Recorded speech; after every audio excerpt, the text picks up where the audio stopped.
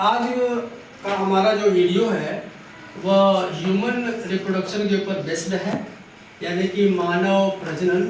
इसका पार्ट 2 दूसरा भाग जो है हम लेकर के आए हैं आपके सामने।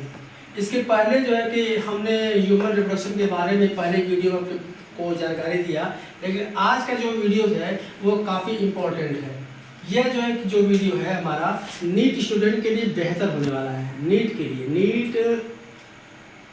लिए ये काफ़ी इम्पोर्टेंट होने जा रहा है। अब देखिए इसमें है क्या चीज़, कुछ इम्पोर्टेंट चीज़ें हैं कि जितने भी ह्यूमंस हैं, जितने भी मनुष्य प्रजाति के हैं, वो सब अपने आप में मैमल्स होते हैं।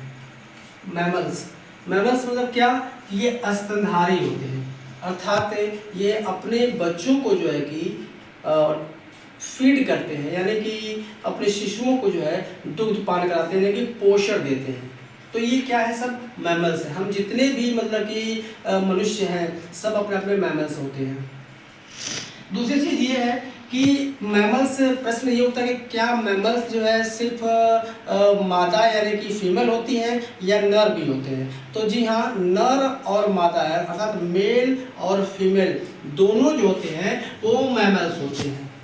फ़र्क इतना होता है कि मेल में जो होती है, जो आपकी मैमल ग्लैंड्स जो होती है वो डेवलप नहीं होती है, जबकि फीमेल में ये जो मैमल ग्लैंड्स होती है वो कम्प्लीटली डेवलप्ड होती है।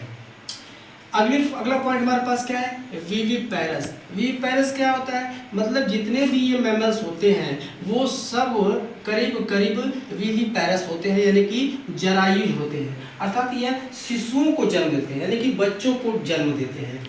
अगली चीज़ क्या इसमें बताई गई है कि ये जितने ह्यूमन बीइंग्स हैं इनमें जो मतलब कि सेक्सुअल डायमॉर्फिज्म कैरेक्टर जो है सामने आता है। सेक्सुअल डायमॉर्फिज्म का मतलब होता है कि नर और मादा दोनों अलग अलग होते हैं, यानी ये लैंगिक द्विरूपता को प्रदर्शित करते हैं। उसके बाद एक पॉइंट और आपको बताना जो काफ़ी इम्पोर्टेंट, इसको नोट करने वाली बात ये है कि ये जितने मैमल्स हैं हालांकि सभी विविपेरस होते हैं, लेकिन उसमें सिर्फ और सिर्फ ये 2 एग्जाम्पल जो कि सामने मैं रखने जा रहा हूँ ये ओविपेरस होते हैं। ये एक अपवाद के तौर पे है। कभी कभी प्रश्न ये उठता है कि क्या सभी मैमल जो है विविपेरस होते हैं? तो आपका जवाब ये होगा कि जी नहीं, इनमें कुछ मैमल्स ऐसे भी हैं जो ओविपेरस होते हैं, अर्थात जो अंडों को जन्म देते हैं। एग्जाम्पल के लिए प्लेटिपस और दूसरा एग्जाम्पल आपका एकिडना। इसे काफ़ी नोट करने वाली बात है। अगली चीज़ क्या है, प्यूबर्टी। प्यूबर्टी क्या होता है कि एक ऐसी अवस्था, एक ऐसी सिचुएशन कह लीजिए जिस समय कोई मेल या फीमेल जो है वो प्रजनन यानी रिप्रोडक्शन के लायक बनती है या बनता है। मेल का जो प्यूबर्टी एज होता है वो 12 से 14 साल तक का होता है, जबकि फीमेल का जो होता है वो 10 साल से 12 साल में ये रिप्रोडक्शन के लिए प्रजनन करने के योग्य हो जाती है। तो क्या इस सिचुएशन में ये जो है कि कम्प्लीटली इनमें फर्टिलाइजेशन हो सकता है? फर्टिलाइजेशन हो सकता है, लेकिन इनकी इंटरनल बॉडी वीक होने की वजह से जो है कि इसमें शिशु जो होता है वो यूटेरस में रुक नहीं पाता है। इसलिए जो है फर्टिलाइजेशन के लिए कह लीजिए एक सही अवस्था जो बताई गई है वो मतलब कि फीमेल में 18 साल और मेल के लिए वह 21 साल जो है बताई गई है। टेम्परेचर जो होता है इसमें मनुष्य की बॉडी का वह 37 डिग्री सेल्सियस होता है, जबकि स्पर्मेटोजेनेसिस की जो प्रोसेस होती है, यानी जो शुक्र जनन की जो प्रक्रिया है, इसको बोलते हैं शुक्र जनन।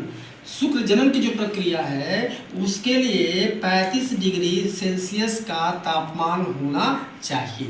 ऐसा क्यों होता है? वो इसलिए क्योंकि 37 डिग्री सेल्सियस पर ये जो शुक्राणु होते हैं वह विकास नहीं कर पाते हैं, या कह लीजिए कि वो मर जाते हैं। इसलिए उनके लिए जो तापमान होता है लगभग 2 से 3 डिग्री सेल्सियस जो है according to the body temperature कम होना चाहिए, अर्थात 35 डिग्री सेल्सियस का तापमान यह उपयुक्त होता है शुक्र जनन के लिए। अगली चीज क्या है कि testis comes out from abdominal cavity, यानी कि जो टेस्टिस होती है, जो वृषण होता है, जो नर में पाया जाता है, जो एक जोड़ी होता है, यथा संख्या में 2 होता है, वह उदर गुहा से बाहर आ जाता है। ये बाहर कब आता है? प्रेगनेंसी के समय, यानी कि गर्भ धारण के समय या गर्भ के समय 7वें महीने में जो है यह टेस्टिस जो होता है वह एब्डोमिनल कैविटी यानी उदर गुहा से बाहर आ जाता है। वो ऐसा इसलिए होता है ताकि स्पर्मेटोजेनेसिस की प्रोसेस के लिए एक सही टेम्परेचर मिल सके। अगली चीज क्या है? मेल सेक्सुअल ऑर्गन जो होता है वो टेस्टिस होता है, जिसको हम वृषण कहते हैं, और फीमेल सेक्सुअल ऑर्गन जो होता है वो ओवरी होता है। अगला पॉइंट आपको बता दें कि फर्टिलाइजेशन की जो प्रोसेस होती है वह फीमेल में, महिलाओं में जो है वो फैलोपियन ट्यूब में होती है। कहाँ पे होती है? फैलोपियन ट्यूब में। इसको हम लोग डिंब वाहिनी करते हैं, इसको हम लोग डिंब नलिका का भी नाम देते हैं। और अगली चीज जो लास्ट होने जा रही है वो ये है कि मनुष्यों में यानी कि फीमेल में कह लीजिए जो निषेचन की प्रोसेस होती है वो बॉडी के अंदर होती है, इसलिए इस प्रकार का जो फर्टिलाइजेशन जो निषेचन होता है वह अंतः निषेचन कहलाता है। Thank you.